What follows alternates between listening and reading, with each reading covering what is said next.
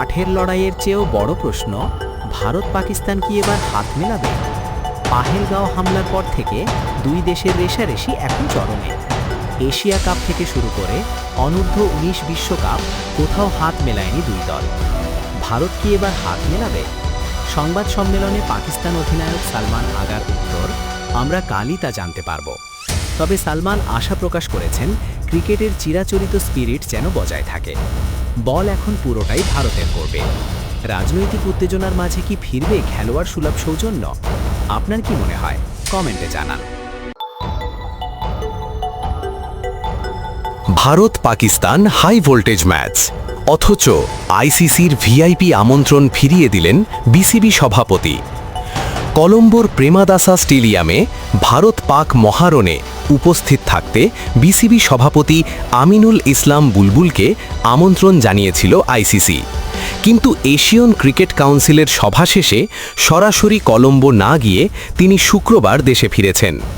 গুঞ্জন রয়েছে বিশ্বকাপে বাংলাদেশের অংশগ্রহণ না থাকাতেই ভারত পাকিস্তান ম্যাচ দেখতে যাননি তিনি। দেশের ক্রিকেটের এই কঠিন সময়ে সভাপতির এমন সিদ্ধান্ত কি সঠিক? আপনার মতামত জানান কমেন্টে।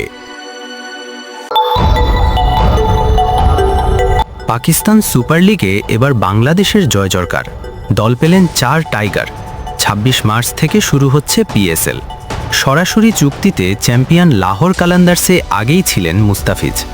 নিলামে 3 কোটি রুপিতে রিশাদ হোসেনকে নিয়েছে রাওয়ালপিন্ডি, আর নাহিদ রানা খেলবেন পেশোয়ার জালমিতে। শেষ মুহূর্তে ওপেনার পারভেজ ইমনকেও দলে টেনেছে লাহোর। সব মিলিয়ে 141 জন ক্রিকেটার পেলেন দল। মুস্তাফিজ রিশাদরা কি পাকিস্তানের মাটিতে দাপট দেখাতে পারবেন? আপনার ফেভারিটকে কমেন্টে জানান। চ্যাম্পিয়ন্স লিগের আগে বড় ধাক্কা। রেনের মাঠে পাত্তাই পেল না তারকাবহুল পিএসজি। 3-1 গোলে হার। 22টি শট নিয়েও রেনের গোলরক্ষক ব্রেস সাম্বার দেয়ালে আটকে গেল লুইস এনরিকের দল।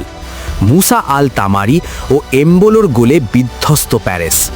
উসমান দেম্বেলে 1 গোল শোধ করলেও তা যথেষ্ট ছিল না।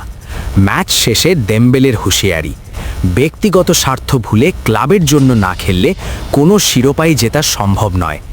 লিগ আঁতে শীর্ষস্থান হারানোর শঙ্কায় পিএসজি। মোনাকোর বিপক্ষে প্লে অফে কি ঘুরে দাঁড়াতে পারবে তারা?